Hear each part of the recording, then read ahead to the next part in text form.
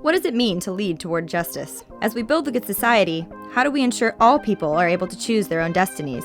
Through their action pledges, 2 fellows in the Aspen Global Leadership Network have stepped up their leadership to empower marginalized groups in their societies. Empowerment is about giving a person the skills and the tools and the conditions where the person can decide what they want from their lives. My name is Leonor Gutierrez and I'm a Cali Fellow. My action pledge is that I am going to make sure that all youth in Central America has online access to free services in providing them the tools, information, and motivation they need to live healthy and fulfilling lives.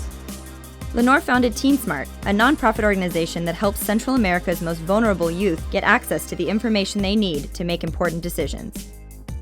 The underlying philosophy of the whole project was the power is yours. And once they're in, they can use the virtual coach as much as they like, and they will get, like an answer within 24 hours. And we have specific courses about violence in a relationship. We have one on alcohol and drugs as well, and we have one just for women about sexuality. The power of this platform extends beyond access to information. It can change lives. We had a girl in this community in Rivas, Nicaragua. She was the best in her class. She tries to get to university and she fails the exam. She's receiving coaching from the virtual coach. She said that prevents her from suicide, that having the possibility of talking to someone outside her community, giving her a bigger picture, really made a difference. While Leonor seeks to empower youth at the grassroots level, another fellow is making progress in the halls of power in India. It's not right to say that discrimination against lesbian, gay, bisexual, transgender people just affects the LGBT populations. It goes beyond that. It affects their families, and that in effect has a larger footprint than just the LGBT population in itself. I'm Pallav Patankar. I'm from the India Leadership Fellow and I'm Class 5 of the India Leadership Initiative. So my action pledge is basically to scale up the advocacy efforts with the government on LGBT rights discourse in the country, as well as to have them acknowledge LGBT citizens as equal citizens in the country. Pallav has taken on a campaign to combat misinformation and educate elected officials about the real lives of LGBT citizens, person to person.